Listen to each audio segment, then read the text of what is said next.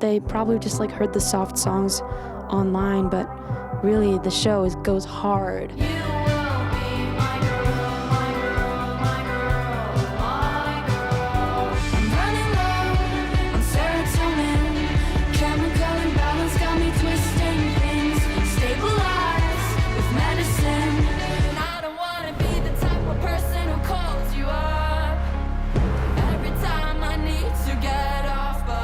Marie, welcome back to Amsterdam. Thank you.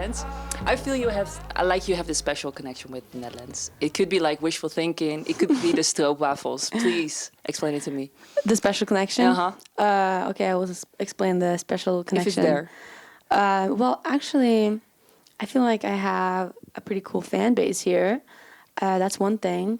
I do have a connection to the stroopwafels. And last but not least, I just love the vibes here in Amsterdam.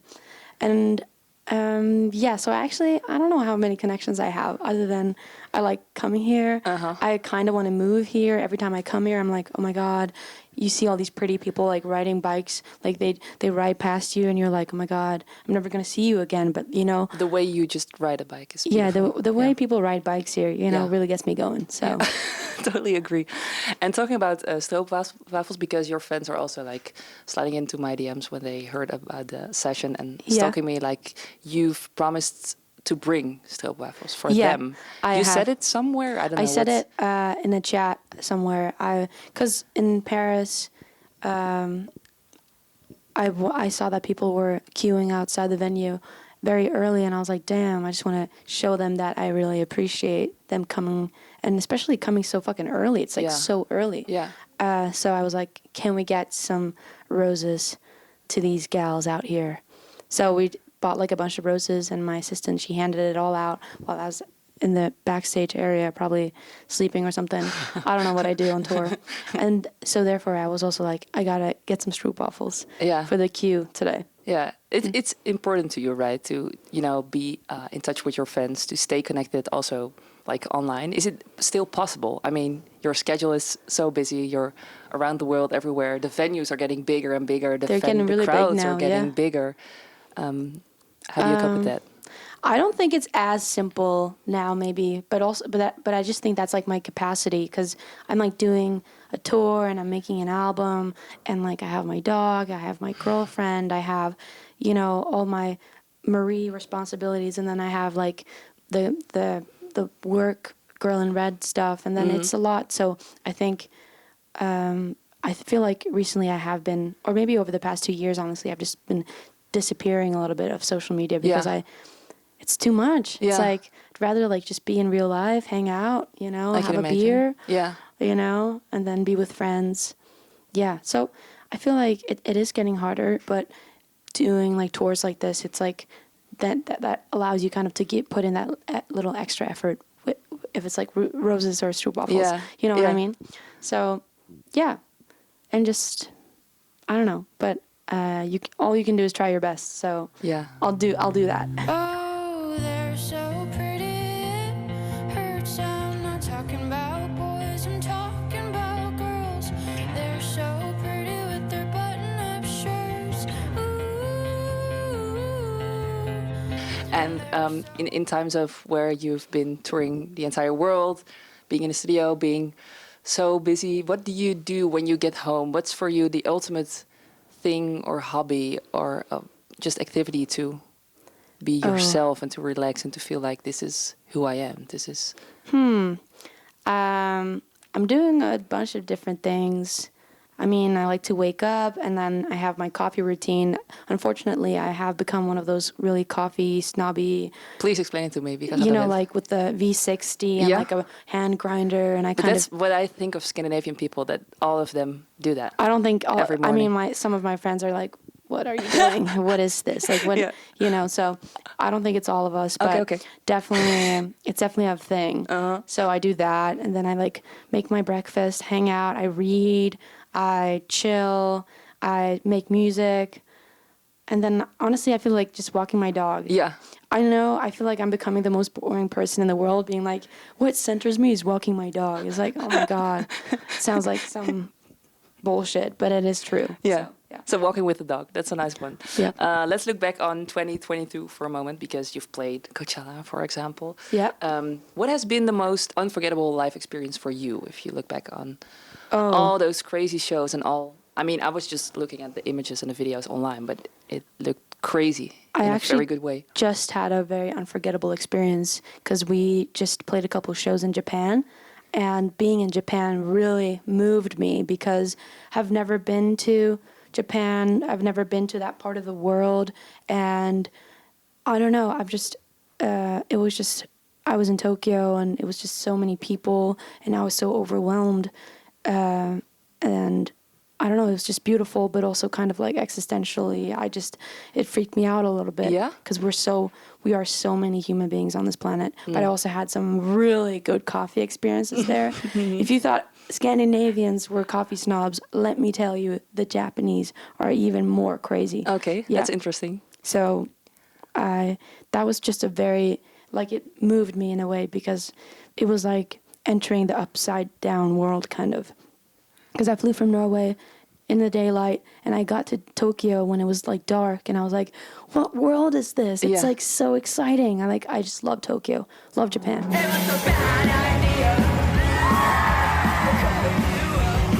And what's your favorite song to play live at this moment? Oh, or at this today moment, or yesterday? Or I really like playing Body and Mind now because it's just like a fucking vibe. It goes hard.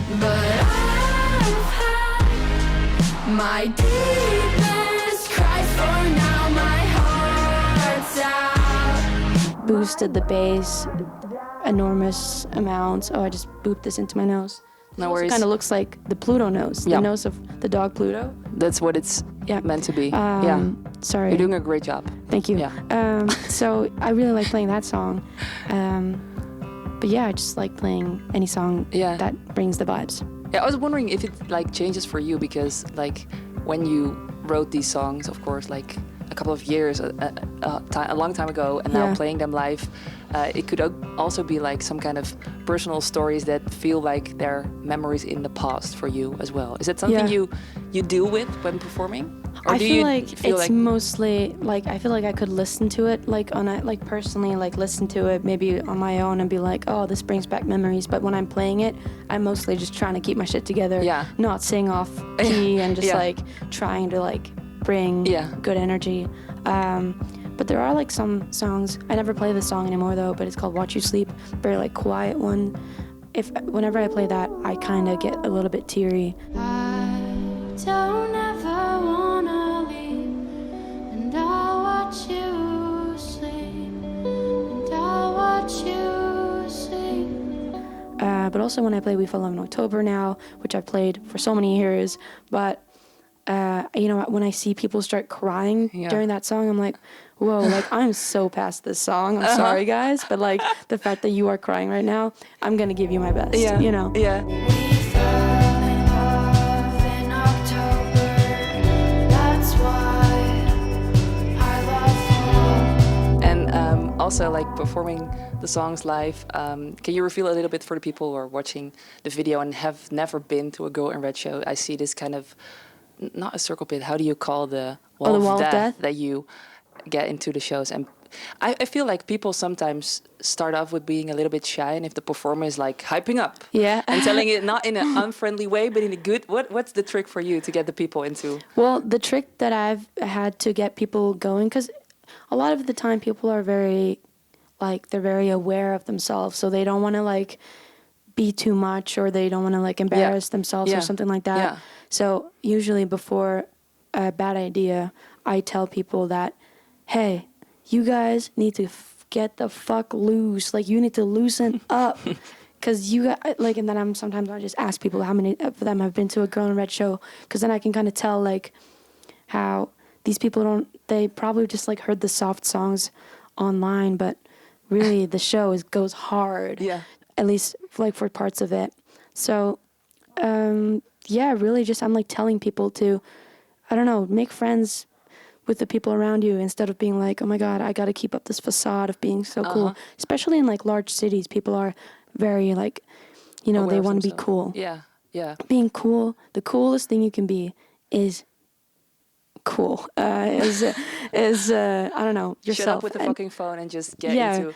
yeah, for Because sure. I remember when you played this summer at the Down the Rabbit Hole Festival, Yeah. there was this mosh pit, and I think it was for me this life-changing moment, since all Oh. of my exes and the exes of my girlfriend appeared to be in that mosh pit. So Wow. I was like, So you were battling your exes, basically. but I was just jumping around in the mosh pit, and every time someone was in front of me, I was like, oh my God, I know you. And then I was like shaking around. So I felt like, Wow. for me, the Go in Red experience is like a mosh pit with your exes, but without the drama. Wow. Okay, that is. I've actually never heard that before, but I hopefully you're all on good terms now. Yeah. Very good. Next question. Make It Go Quiet European tour just started a couple of days ago, as you mentioned, in Paris. I think you answered this question a little bit already, but if people are watching, what is the energy that fans should bring to the shows? Oh, I mean, basically, yeah, just what I said. Just be yourself. Don't give a shit about anything. We're all gonna die. Kind of like just have fun. We're not all gonna die in this show, of course, but like in maybe 100 years' time, we're all going to be gone. Yeah. I will for sure. I'm not going to be 124. Trust me. But so just like be yourself, being yourself. And also then I think then I will be able to bring the same amount of energy back. Yeah. And then it's a perfect symbiosis of energy. And is there anything you could reveal a little bit of the new music you're working on in terms of music that inspired you? I'm very inspired by theater. Yeah, that's another thing that has really moved me this past year is I've had some really wonderful experiences in theater, because usually that's always just been like a wonky, funky thing that I'm like, who goes to theaters? But I've had some really wonderful experiences that have completely shattered me and moved me. So I had to run out of the theater and burst it into tears several times. Yeah. I'm a very emotional human being inside of theaters only. But Only in theaters.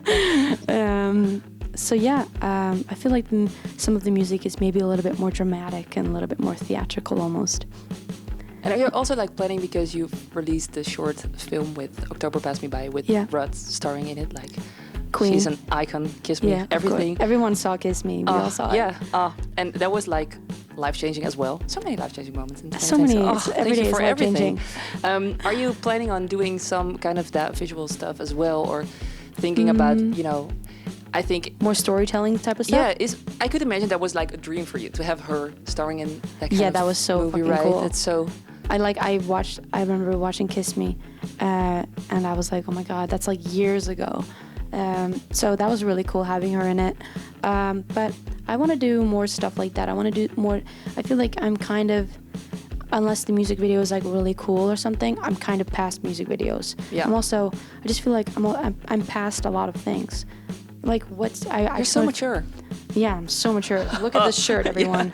No, but I'm not like past music videos totally. That's why I wanted to, I want to make music videos, but with something that interests me. I feel like I'm not interested in like just a basic music video that doesn't add anything to the world.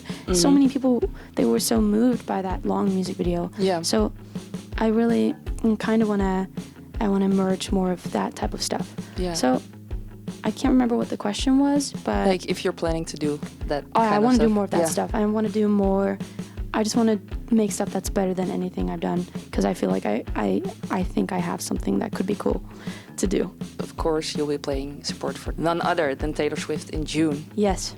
How do you feel about it? Are you like calm, cool, collected? Oh, right now? I'm not any of those things. I'm actually very nervous because I played the show I did in London the other day was 5,000 people, and that's a lot. But I've never played a room that big, but I've played festivals with more people than that. But still, I was like, damn, that's a lot of people. And these Taylor shows, I think like the most people that I'm gonna play for, if they show up for the support, they will.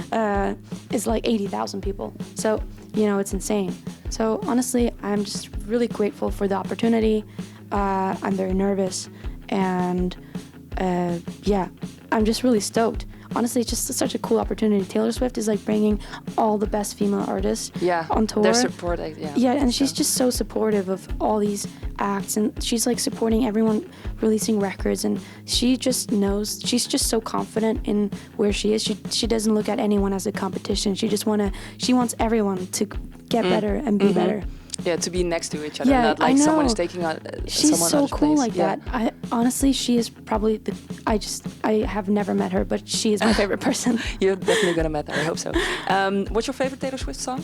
Oh, I'm actually really into this new song it's like it's a song from the Lover album, but like it's like I've never really gotten into it, but now it's like all of the girls you loved before. It's like going viral, I think, or maybe I don't know, but I heard it in a coffee shop yesterday, like drinking coffee, not weed. Back again to coffee. Yeah, V60. Yeah, Scandinavian lifestyle. It's more like a 360. Am I right? Back to coffee. Exactly. Oh, mic drop. Mic drop.